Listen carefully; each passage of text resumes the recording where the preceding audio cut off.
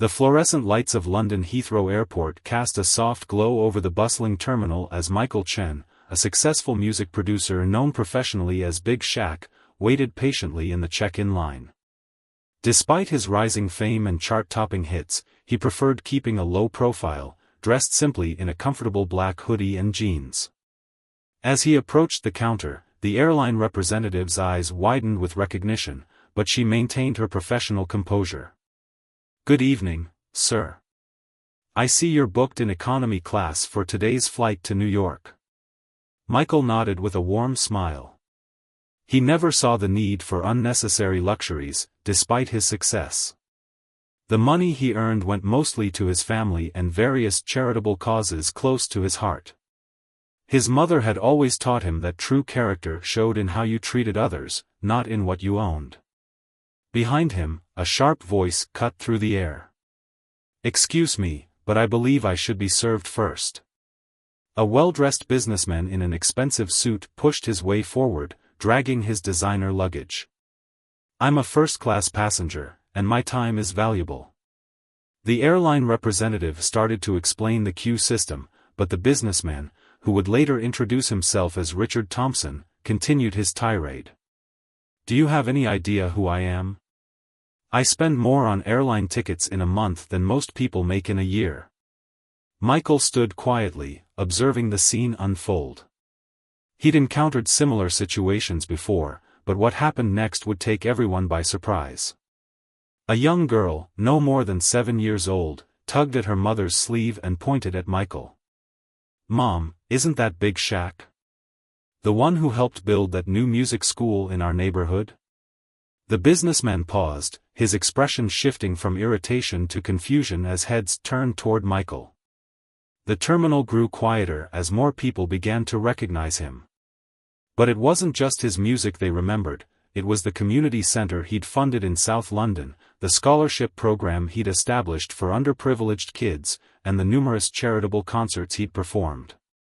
"You're that rapper who paid for my cousin's cancer treatment," another voice called out from the crowd. Michael felt slightly uncomfortable with the attention, but he smiled kindly at the speaker. This wasn't about him, it was about the importance of helping others when you could. Richard Thompson's face reddened as he realized who he'd been trying to push aside. But instead of backing down, he doubled down on his prejudice. "Oh, so you're some sort of celebrity? That doesn't change anything. First class is first class for a reason. We pay more to avoid mixing with certain types of people." The terminal fell silent. The underlying message in Thompson's words wasn't lost on anyone. Michael could feel the tension rising, but he remained calm. Years of dealing with similar situations had taught him that responding with anger only perpetuated the cycle of negativity. Instead, he spoke softly but clearly, his words carrying across the now quiet terminal. "Sir, I understand you value your time and status. But you know what I've learned? The size of your wallet doesn't determine your worth as a person. It's how you treat others that matters." A quiet murmur of agreement rippled through the crowd. The airline representative, who had been watching the scene unfold, spoke up. "Mr. Thompson, while we value all our passengers, we have a strict policy against discriminatory behavior. I'm afraid I'll need to speak with my supervisor about your conduct." Thompson's face cycled through various shades of red as he realized the situation had completely backfired. The very public space he'd tried to dominate was now witness to his humiliation. But what happened next would prove even more surprising, setting in motion a chain of events that would change both men's perspectives forever. The story was far from over.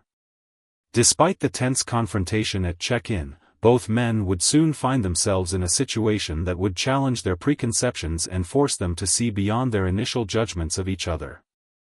As they moved toward security, neither realized that their paths would cross again in ways they couldn't imagine, leading to an unexpected turn of events that would leave a lasting impact on everyone involved. As the security line inched forward, Michael couldn't shake the feeling that something was off about Richard Thompson.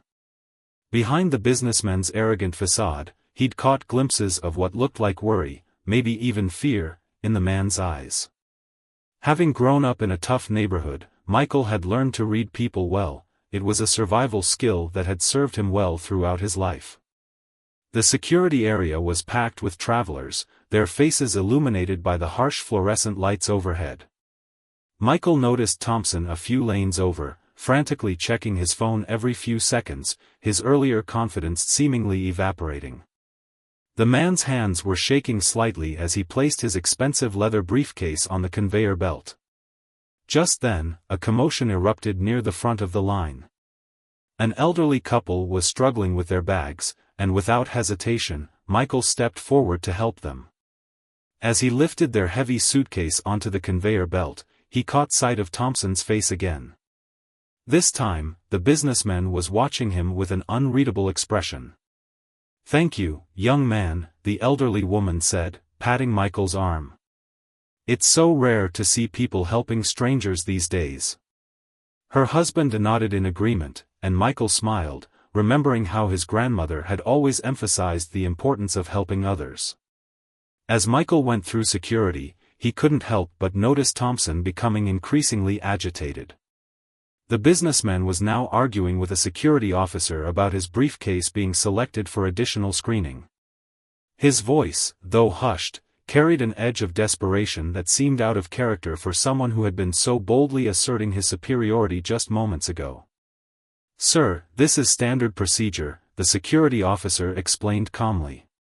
"We need to check all flagged items." Thompson's face paled. "I have a flight to catch. I can't miss it." "You don't understand, this is crucial." Michael had finished collecting his belongings and was putting his shoes back on when he overheard Thompson's next words, spoken in a whisper that barely carried across the space. "Please, my daughter. I have to make it in time." Something in those words made Michael pause. The mention of family struck a chord with him. Despite Thompson's earlier behavior, Michael couldn't ignore someone who might be in genuine distress, especially when it involved family. As Thompson finally cleared security, Michael noticed him checking his watch repeatedly, his face growing more distressed with each glance. The businessman's phone rang, and he answered it with trembling hands. The conversation was brief, but Michael caught fragments. "I'm trying. Yes, I know the surgery is scheduled for. I'll make it, I have to." The pieces started falling into place. Thompson's aggressive behavior at check-in, his desperate need to get through security quickly, it wasn't about entitlement at all. Or at least, not entirely. Making a decision, Michael approached Thompson, who was now sitting at the gate, head in his hands. The businessman looked up, initially with hostility, but his expression quickly changed to confusion when he recognized Michael. "Look," Michael said, keeping his voice low and gentle, "I couldn't help but overhear. Is everything okay with your daughter?" Thompson stared at him for a long moment, the facade of superiority crumbling. His voice, when he finally spoke, was barely above a whisper. "Why do you care? After how I treated you?" "Because everyone deserves a chance to explain their story," Michael replied simply. "And it seems like you've got a pretty important one to tell." For a moment, Thompson seemed to struggle with himself, pride warring with desperation. Then, something broke. The businessman's shoulders sagged, and he began to speak, revealing a story that would change the entire dynamic between them. His daughter, he explained, was scheduled for a critical heart surgery in New York. The surgery had been moved up unexpectedly, and he was rushing to be there before she went into the operating room. The briefcase contained important medical documents and a special stuffed animal his daughter had asked for, her lucky charm for surgeries. "She's only 12, Thompson said, his voice cracking. "She's been through so many procedures already. I promised her I'd be there this time. I promised." As Thompson spoke, Michael noticed their flight status on the overhead display change to "delayed," weather issues. The businessman hadn't seen it yet, too caught up in sharing his story. But Michael had already begun formulating a plan. What happened next would not only surprise Thompson but would also challenge everything he thought he knew about the people he'd been so quick to judge.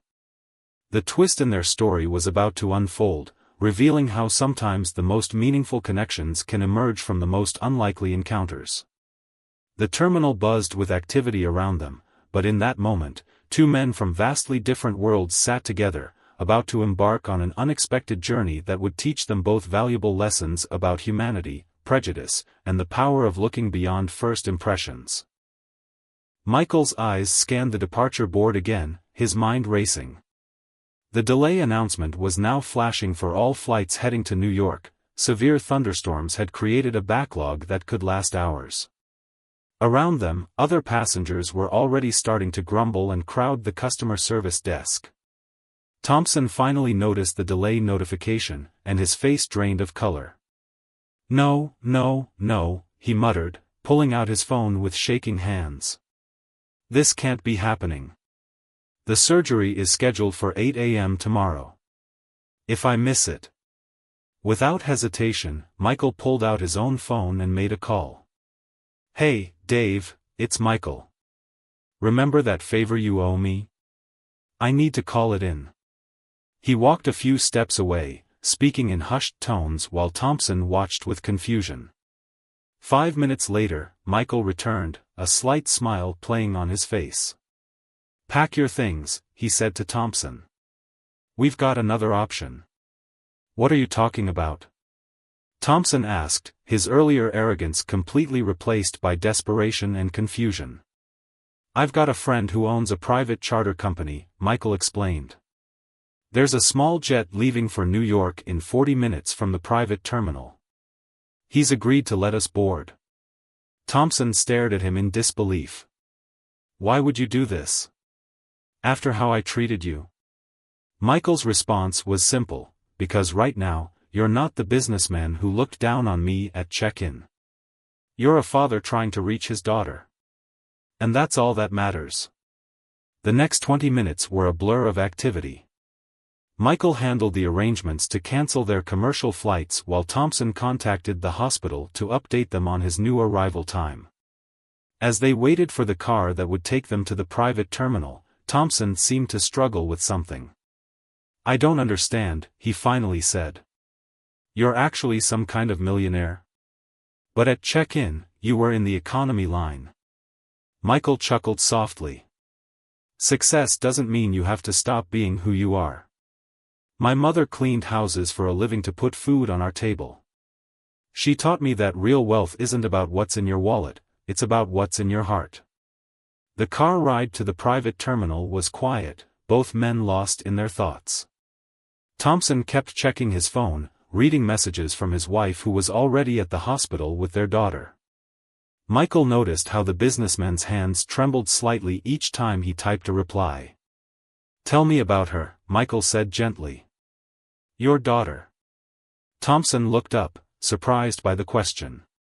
Then, slowly, a different kind of smile spread across his face, not the artificial one he'd worn while bragging about his first-class status, but a genuine expression of fatherly pride. "Her name is Lily," he began.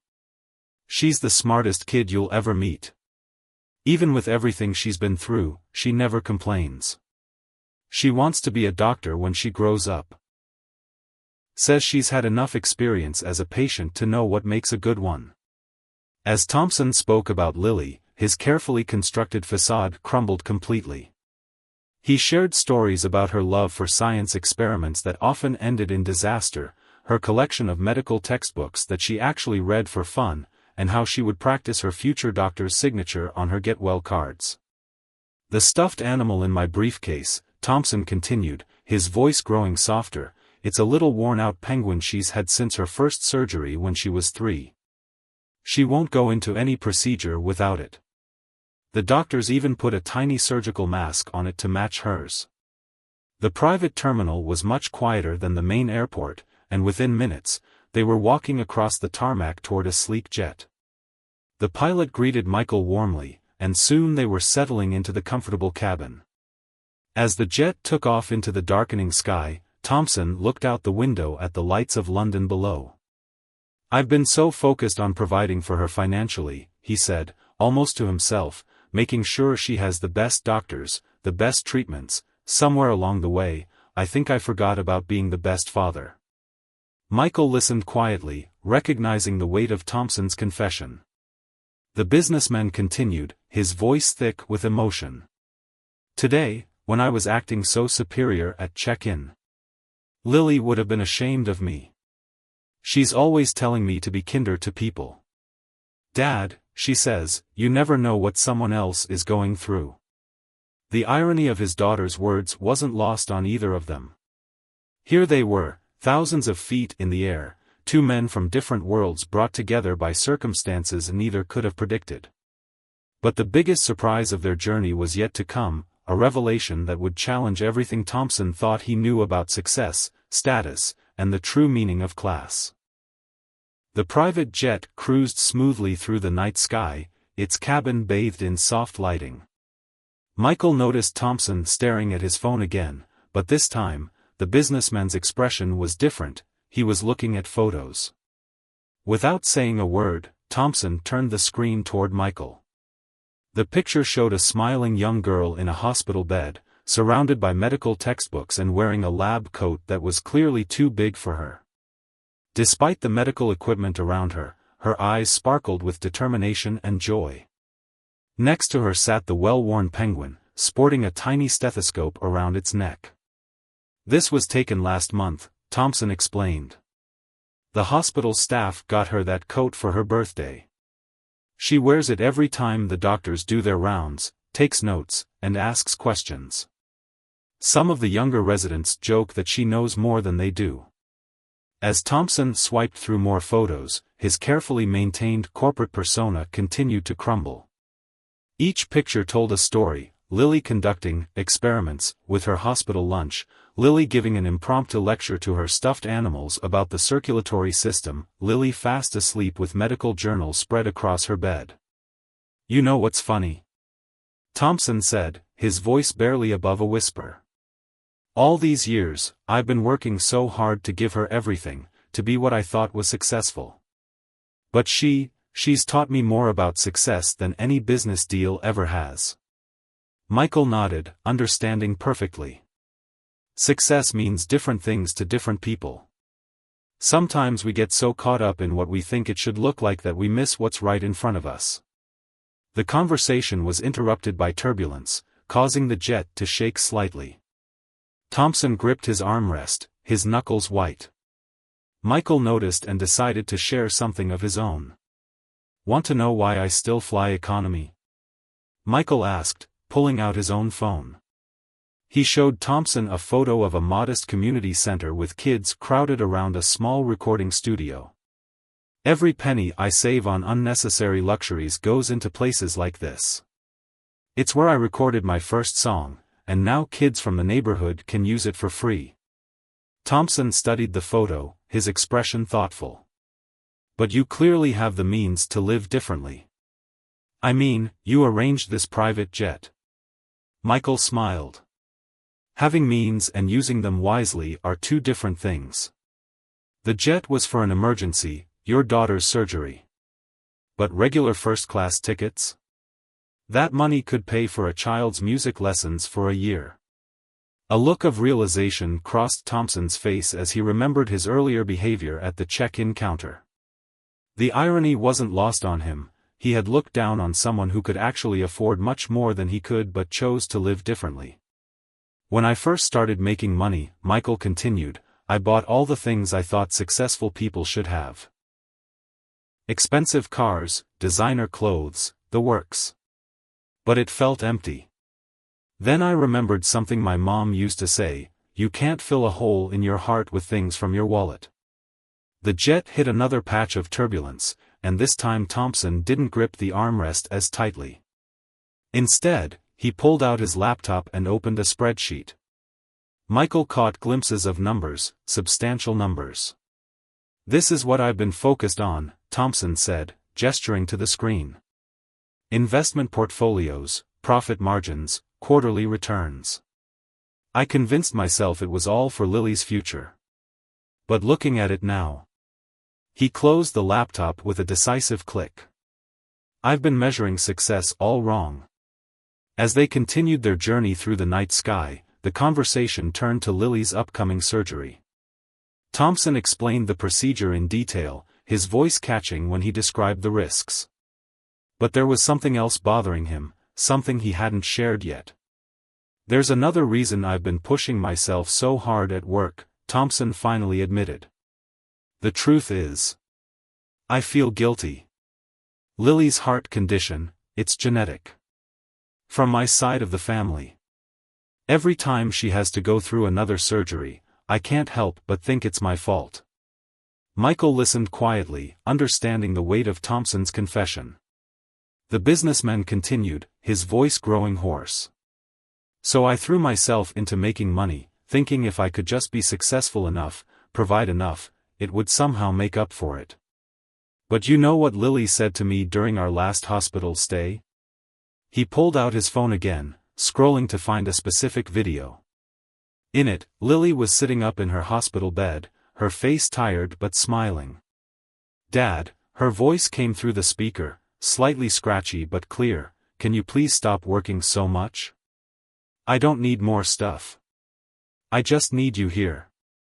The simplicity and honesty of a child's words filled the cabin, and both men sat in silence for a moment. What happened next would reveal an unexpected connection between them that would change both their lives forever, a twist that would prove that sometimes the greatest lessons come from the most unlikely teachers.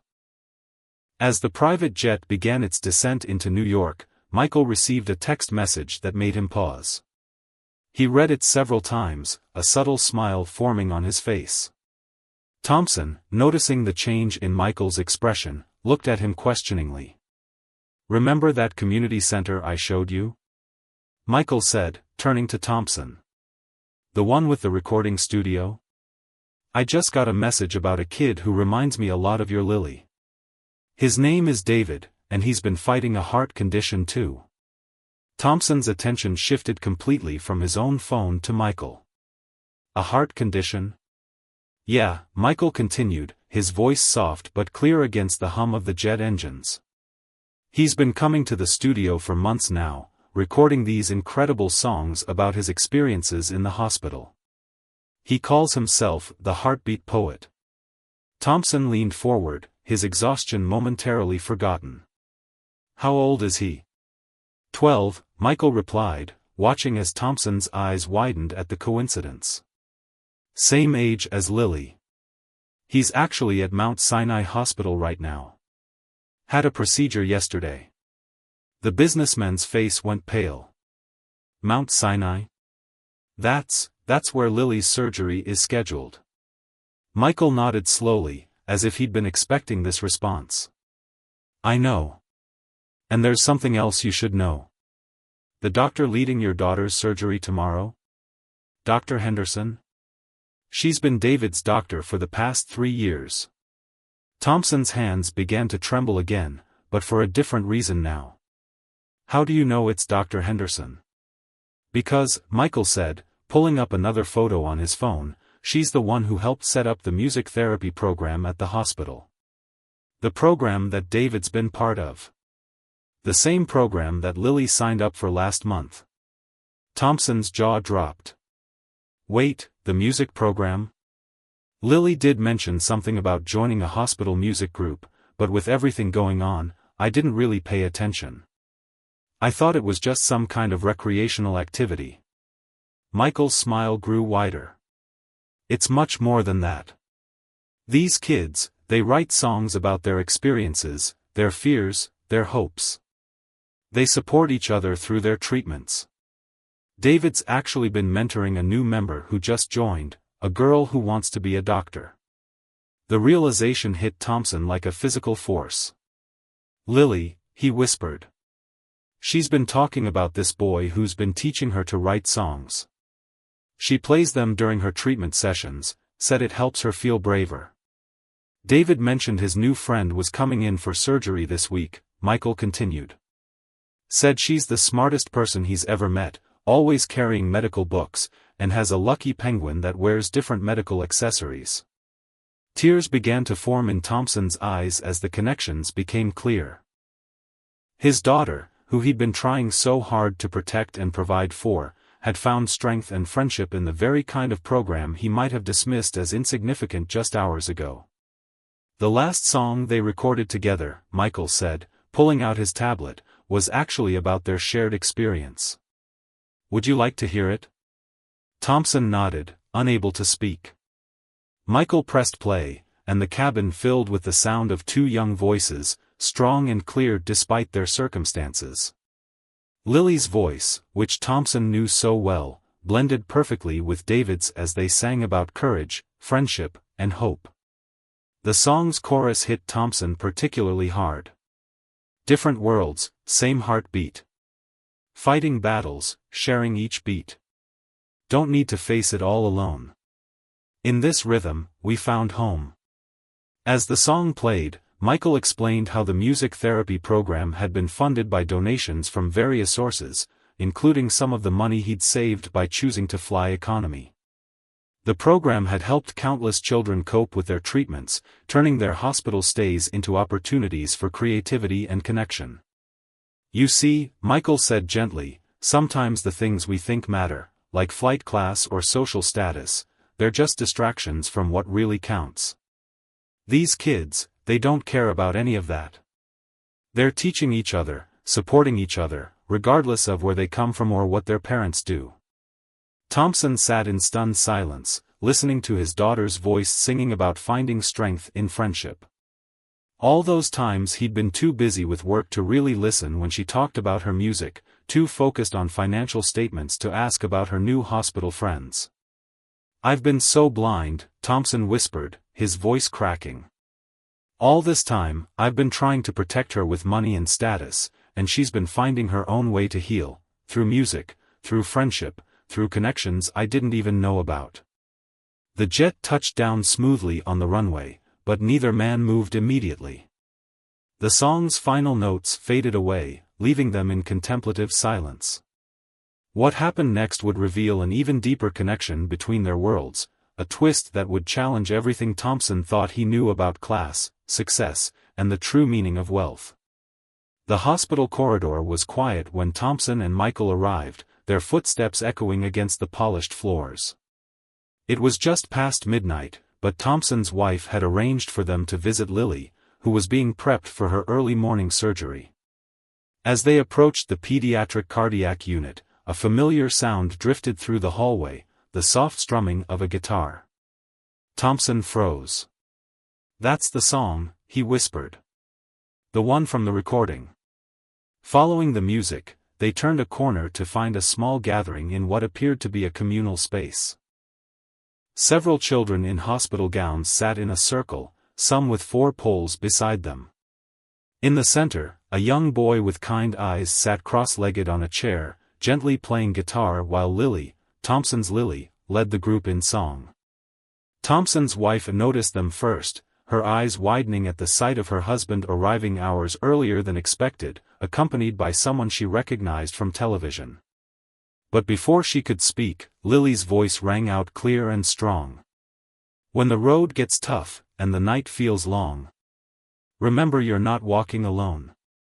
Every step you take, every breath you fight, there's a friend beside you, making wrong feels right. The boy with the guitar, David, looked up and caught Michael's eye, his face breaking into a huge grin but never missing a beat in his playing. Lily, following David's gaze, spotted her father and immediately jumped up, her face glowing with excitement. Dad! You made it! She ran to him, dragging her 4-pole along. And, oh my gosh, is that Big Shaq? David, look who it is. It's your mentor. Thompson turned to Michael in surprise. Mentor? Michael nodded, smiling as David carefully set down his guitar and joined them. David was one of the first kids to use the recording studio at the community center. He's been helping me mentor other young musicians there when he's well enough to visit. Which isn't as often as I'd like, David added with a grin, bumping fists with Michael. But guess what? Dr. Henderson says if this next round of treatment works, I might be able to come to the studio more regularly." Thompson watched in amazement as his daughter and David chatted excitedly with Michael about music, songwriting, and their shared experiences. The other children in the room whispered among themselves, pointing at Michael with recognition and excitement. A nurse appeared in the doorway. "Lily, honey, it's time for your pre-op checks." Lily's face fell slightly, but David immediately picked up his guitar again. "Hey, want me to play our good luck song while you get checked out?" "Yes, please." Lily turned to her father. "Dad, you have to hear this one. David wrote it specially for kids going into surgery. We all sing it the night before procedures, it's like our own special tradition." As David began to play, the other children in the room joined in, their voices creating a harmony that seemed to fill every corner of the hospital floor. Thompson noticed something remarkable: every child, regardless of their condition or how tired they looked, sat up a little straighter, smiled a little brighter as they sang. The nurse, who had been about to hurry Lily along, paused in the doorway, letting the moment play out. She caught Thompson's eye and smiled knowingly. "This music program," she said quietly, "has done more for these kids' recovery than some of our strongest medications." Thompson felt tears welling up in his eyes as he watched his daughter, not just participating in the song but leading parts of it, her confidence shining through despite the upcoming surgery. This was a side of Lily he'd never seen before, or perhaps had been too busy to notice. Michael placed a hand on Thompson's shoulder. "You know what's really amazing? These kids, they don't see each other as patients. They're bandmates, collaborators, friends. They share something that goes beyond their medical conditions, they share hope." As the song came to an end, Lily hugged David goodbye and turned to her father. "Dad, can David perform at the hospital fundraiser you're organizing next month? He's written so many amazing songs, and Dr. Henderson says we need more support for the music therapy program." Thompson blinked in surprise. The fundraiser had been his pet project, a black-tie gala meant to impress his business associates and raise money for the hospital's general fund. He'd been planning it for months, focusing on getting celebrity performers and influential attendees. But now, looking around the room at these brave children, at his daughter's shining face, at David's humble guitar that had brought more joy to this hospital floor than any expensive entertainment ever could, Thompson felt something shift inside him. What he was about to say next would not only change the direction of the fundraiser but would set in motion a chain of events that would transform the lives of everyone in that room. The true twist in this story wasn't just about breaking down barriers between social classes, it was about discovering that the greatest wealth often comes disguised as something entirely different from what we expect. As Lily was wheeled away for her pre-op checks, Thompson turned to his wife, who had been quietly observing the entire scene. "Why didn't you tell me about all this? About David, the music program, everything?" She gave him a gentle, knowing smile.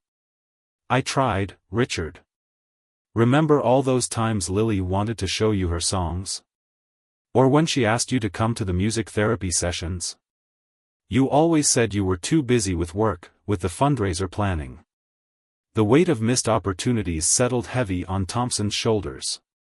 He watched as David packed up his guitar, other children giving him high fives and fist bumps as they returned to their rooms. The young boy's quiet confidence and genuine care for others reminded Thompson of something he'd lost somewhere along his climb up the corporate ladder. "The fundraiser," Thompson said suddenly, turning to Michael. Would you consider being part of it?" Michael raised an eyebrow, waiting for him to continue. "Not as a celebrity guest," Thompson clarified quickly. "But as someone who understands what these kids really need. I've been planning it all wrong. Black ties, champagne, wealthy donors. I was trying to impress people instead of actually helping." Dr. Henderson, who had been checking on another patient, joined their conversation. "The music therapy program has been running on a shoestring budget," she explained. "We've seen incredible results, but without proper funding. It's not just about the money though, is it?" Thompson interrupted, his voice thick with emotion. It's about understanding. All this time, I've been focused on the numbers, donation targets, cost analyses, return on investment. But sitting here tonight, watching these kids. He gestured to where David was now teaching another young patient a simple chord progression. This is the real return on investment. Michael nodded approvingly. What are you thinking? A complete redesign of the fundraiser, Thompson said, his business mind now working in a new direction. Instead of a formal gala, we make it about the kids. Let them perform their songs, tell their stories.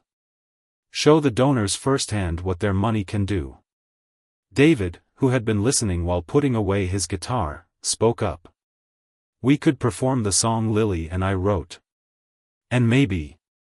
He hesitated, looking at Michael, maybe Big Shaq could do a collaboration with us.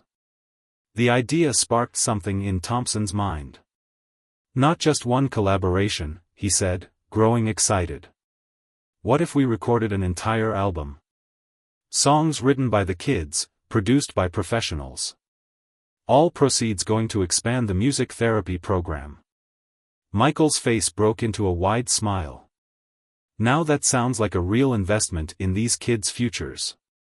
I could bring in some industry contacts, set up proper recording sessions. We could use the community center's studio, Thompson suggested, then caught himself, amazed at how much his perspective had shifted in just a few hours. That is, if you'd allow it? Allow it? Michael laughed. That's exactly what it's there for. But you know what would make it even better? If we could set up a similar studio here in the hospital. Give these kids access to professional recording equipment right where they are. Dr. Henderson's eyes lit up. That would be incredible. We have some unused space on this floor. As they discussed possibilities, Thompson's wife quietly pulled out her phone and started recording.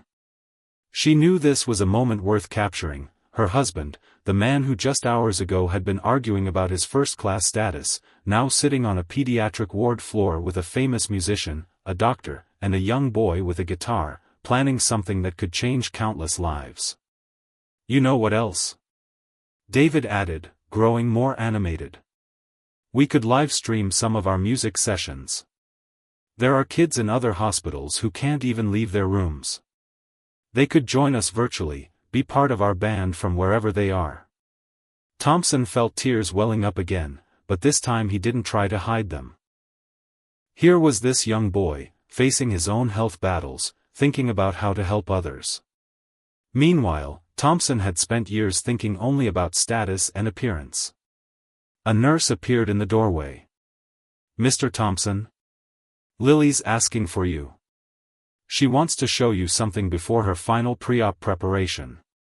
As Thompson stood to follow the nurse, Michael called after him. Remember what you said on the plane? About measuring success all wrong? I think you're finally seeing the right measuring stick. What waited for Thompson in Lily's room would be the final piece of this transformation, a moment that would completely redefine his understanding of true class and success. The real twist in this story wasn't just about a first-class passenger learning humility, it was about discovering that the most valuable lessons often come from those we least expect to be our teachers. Thompson followed the nurse to Lily's room, where he found his daughter sitting up in bed, her lucky penguin now sporting a tiny surgical cap matching her own. But it was what lay on her bed that caught his attention, a worn leather journal with pages of handwritten notes and lyrics. Dad, Lily said, her voice both excited and nervous, I want to show you something before my surgery. I've been working on it for months, but I was too scared to tell you because I thought you wouldn't think it was important enough. She opened the journal to a carefully tabbed page. Remember last year when you took me to your office for Take Your Child to Work Day? And you showed me all your business plans and spreadsheets? Thompson nodded, remembering how proud he'd been to show his daughter the corporate world he thought was so impressive. Well, Lily continued, I decided to make my own business plan. But not for a company, for something different. She handed him the journal with trembling hands. As Thompson began to read, his breath caught in his throat. The page was titled, Hearts and Harmony, a Business Plan for Healing. In neat, careful handwriting, Lily had outlined a complete proposal for expanding the hospital's music therapy program. There were cost analyses, implementation strategies, and even hand-drawn graphs showing the impact of music therapy on patient recovery rates. David helped me with the music parts, Lily explained, and Dr. Henderson gave me the medical statistics. I've been collecting data from all the kids in our music group, tracking how they feel before and after sessions. Look at page 12, I made a chart. Thompson turned to the page, finding a meticulously drawn graph showing decreased anxiety levels and improved mood scores among young patients who participated in the music program. His daughter had created something more thorough and meaningful than many of the business proposals he reviewed at work. But here's the most important part, Lily said, flipping to the final page. This is why I wanted to show you before surgery. The page was titled, Why It Matters, and below it, Lily had written. Some people think success means having lots of money or sitting in first class. But real success is when you help someone else find their voice. Every time David teaches a new kid to play guitar, that's success. Every time a scared patient finds courage through our songs, that's success. Every time someone too sick to leave their bed can join our music session through a tablet, that's success. Dad, you taught me that good business means making smart investments. So I did the math. If one music therapy session helps 5 kids feel braver, and those kids each help 5 more kids through their songs, and those kids inspire 5 more, pretty soon you've created something bigger than any business deal. You've created hope that multiplies. P.S. Did you know that Big Shaq, who everyone thinks is so cool and famous, takes economy flights so he can help more kids make music? That's what I call a real first-class person. Thompson looked up from the journal to find Lily watching him anxiously. Is it okay, Dad? I know it's not as important as your work stuff. Unable to speak, Thompson pulled his daughter into a careful hug, mindful of her 4 lines. Over her shoulder, he saw Michael standing in the doorway with David, both of them smiling. Lily, Thompson finally managed, his voice hoarse with emotion, this is the most important business proposal I've ever read. And you know what? You've just taught me the greatest lesson about success I've ever learned. Really? Lily's face lit up. So, will you help me make it happen? After my surgery, I mean? No, Thompson said, causing Lily's face to fall for a moment before he continued. We're not waiting until after your surgery. The work starts right now. He turned to Michael. Would you mind helping me make some calls? I think it's time to turning my daughter's business plan into reality. What happened next became a story that would be told and retold throughout the hospital for years to come. The tale of how a first-class passenger's arrogance turned into first-class humanity. How a young girl's wisdom outshone her father's worldly success. How a chance encounter at an airport check-in counter led to a revolution in patient care. The fundraiser, when it finally happened a month later, bore little resemblance to Thompson's original plans. Gone were the black ties and champagne flutes. Instead, the hospital's auditorium was filled with children performing their own songs, telling their own stories. David and Lily, fully recovered from her successful surgery, premiered their collaboration with Big Shaq, a song that would later top the charts, with all proceeds funding music therapy programs in hospitals across the country. Thompson still flies first class occasionally, but now it's to visit other hospitals, helping them implement programs based on his daughter's business plan. And every time he boards a plane, he remembers that humbling day at Heathrow when he looked down on a man who turned out to be rich in all the ways that truly matter. As for Michael, he continues to fly economy. But now, thanks to Hearts and Harmony, the program born from a young girl's journal, he has company. Successful executives, inspired by the story, choosing to redirect their luxury travel budgets to support children's music therapy. Sometimes, true class has nothing to do with where you sit on a plane, it's about helping others find their voice, their courage, and their song. The real twist? The first-class passenger who thought he was teaching his daughter about success ended up learning its true meaning from her. Sometimes the most important business lessons come not from boardrooms and spreadsheets, but from the pure, unfiltered wisdom of a child who sees wealth not in dollars, but in the number of lives you touch.